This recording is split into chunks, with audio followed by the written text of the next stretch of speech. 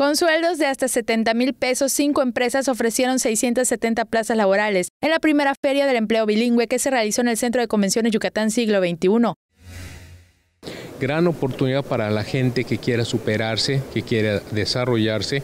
Son salarios muy bien pagados. Como recordarán, un compromiso que hicimos en la administración que encabeza Mauricio Vila fue generar más nuevos y mejores empleos. Y cuando hablamos mejores, en condiciones adecuadas y también con salarios mejor pagados.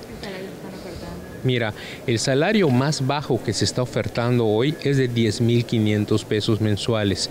El más alto es de 70,000 pesos mensuales.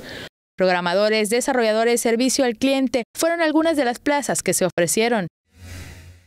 Desde lo más básico, que es atender en chat, en teléfono, temas para líneas aéreas, que es el caso de WebHealth, para empresas como Keishi, que es la fintech más grande de Estados Unidos. Herrera Novelo adelantó que el próximo año 20 empresas ofrecerán 7,000 plazas laborales bilingües e insistió en la importancia de aprender a hablar inglés para obtener mejores oportunidades laborales.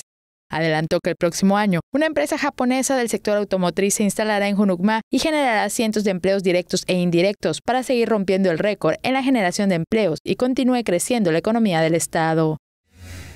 Vieron ahora que se rompió nuevamente el récord histórico de empleos formales ante el IMSS en el pasado mes de noviembre.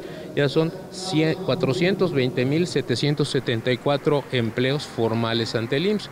Eso no había sucedido nunca. Romper la barrera de los 400,000 nunca se había dado. Con imágenes de Juan Velázquez, Maribel Vega, Tele Yucatán te informa.